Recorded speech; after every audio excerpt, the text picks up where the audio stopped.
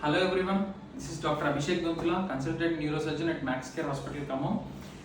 ఈ రోజు ఉన్న life styles or maximum sedentary life styles, అంటే కూర్చొని వర్క్ చేసే లైఫ్ స్టైల్స్.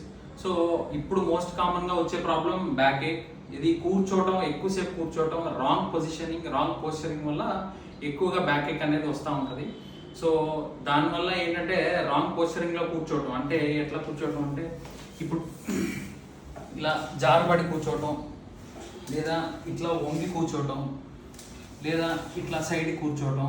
ఈ రాంగ్ పోస్చరింగ్స్లో కూర్చోవటం వల్ల ఏమవుతుందంటే వెన్నుపూస కర్వేచర్ ఏదైతే ఉంటుందో ఈ కర్వేచర్కి సెట్ అవుతుంది అనమాట. ఇది చైర్కి కరెక్ట్ పోస్చరింగ్ కర్వేచర్. సో మనం ఎప్పుడైనా కూడా ఇక్కడ లంబార్ కర్వేచర్ అంటారండి, ఇది లంబార్ లార్డోసిస్. వెనక సర్వైకల్ కర్వేచర్, సర్వైకల్ లార్డోసిస్, ఈ రెండు ఉంటాయి.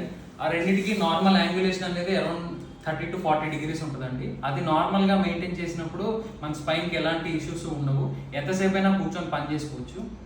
సో కూర్చోవడానికి మెయిన్గా కావాల్సిన పోస్చరింగ్ ఎట్లా ఉండాలంటే your legs should be straight and your spine should be supporting the back. ఇట్లా సపోర్ట్ చేయగలగాలండి, అండ్ ఈ కర్వేచర్ మెయింటైన్ చేయగలగాలి మనం. అట్లా అని చెప్పేసి ఇట్లా కూర్చున్న తర్వాత ఇట్లా కూర్చోవడం చేయకూడదు. Neck should be straight. అప్పుడే మనకి ఈ కర్వేచర్ అనేది నార్మల్గా మెయింటైన్ అవుతుంది.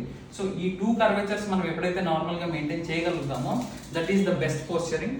అండ్ ఇలా ఎంతసేపు కూర్చోవాలి, ఇలా కూర్చుంటే ఎంతసేపు కంటిన్యూస్గా కూర్చోవచ్చు అనేది ఒక క్వశ్చన్, ఒక డౌట్ ఉంటుందండి అందరిలో. అది మాక్సిమం 20 to 30 minutes.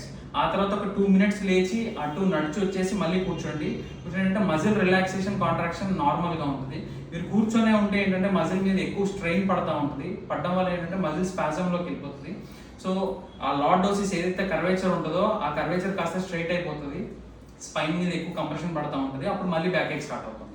సో ఇవన్నీ అవాయిడ్ చేయాలంటే ఇంటర్మీడియట్గా వాక్ చేయడం అనేది ఒక సొల్యూషన్, అండ్ కరెక్ట్ పోస్చరింగ్ అనేది ఇంకొక సొల్యూషన్. ఈ రెండు పాటించినప్పుడు you will never face a back pain in a chair. Okay, thank you.